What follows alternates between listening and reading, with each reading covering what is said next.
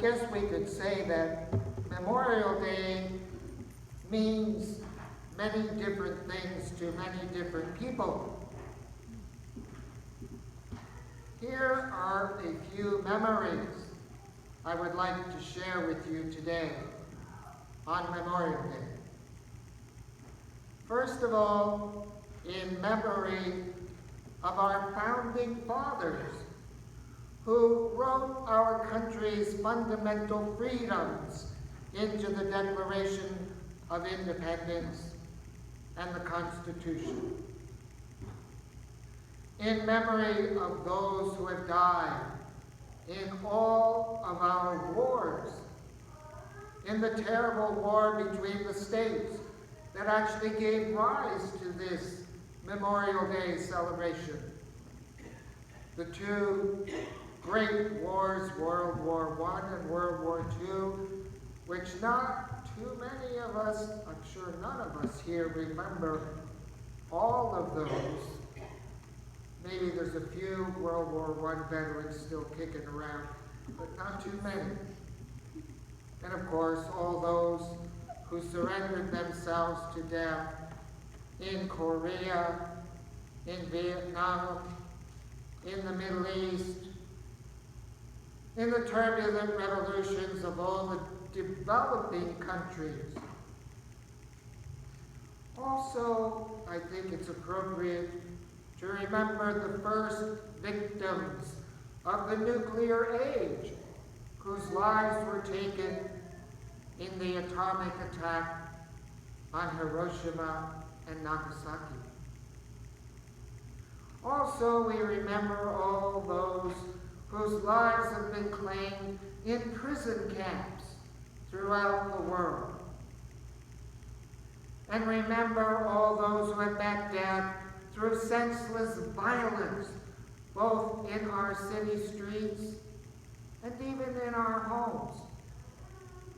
And of course, as a result of the terrorism in our world today.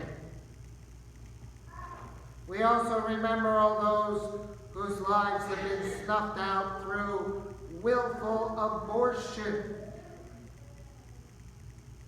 And we remember all those whose lives were sacrificed on the altars of prejudice, or hunger, or neglect, or hatred. And also we remember all those who have died on the highways and streets of our country. And we remember all those who sacrificed their lives in order to save another life. And we remember all those whose lives have been terminated through the lethal effects of drugs of all types and descriptions.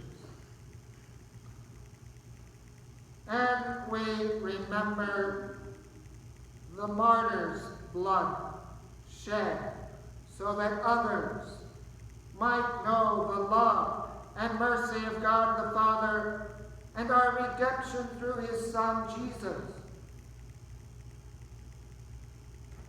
And we remember all those, our beloved deceased, our relatives and friends, who have gone before us, and whose vision and courage opened the church to an ever deeper understanding of her mission to the world. And of course, all those who have touched our lives directly and indirectly, individually, and collectively. You know, maybe our celebration of Memorial Day today is really a prime example of the complexities and ironies of God's unconditional love. We remember and honor those who have given their lives in service to others, and yet we are challenged. Yes, we are challenged to love the very ones who took their lives for they too are beloved. Nobody needs love more than someone who doesn't seem to deserve it. And if we wait for people to become lovable before we do love them, we are going to wait forever. It is precisely in being loved that they become lovable. Mother Teresa put it so well when she said, at the hour of death, when we come face to face with Almighty God, we're going to be judged on love, not on how much we have done, but on how much love we have put into the doing. You may be familiar with Thornton Wilder's play, Our Town. In that play,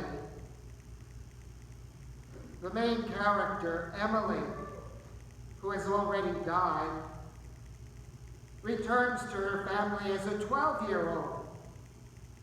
And she tries to communicate with them, to urge them to stop bickering and wasting their precious moments, and to look joyfully at the beauty and goodness all around them and within them.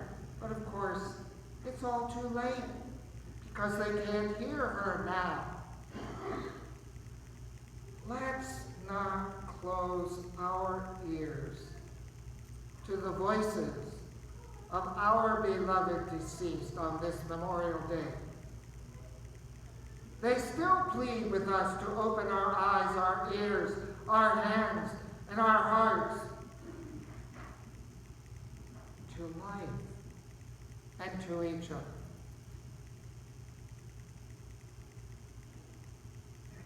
There's one final little story that says a grandfather and his grandson were talking about the horrible events of 9/11. I feel like there are two loud dogs barking inside of me, the grandfather said. One of the dogs is barking angrily and hatefully, hungry for revenge and punishment. The other dog is barking just as loudly, but hungry for peace and forgiveness. Which dog do you think will win out? His grandson asked. I don't know, son, the grandfather mused. I suppose it will be the dog that I feed.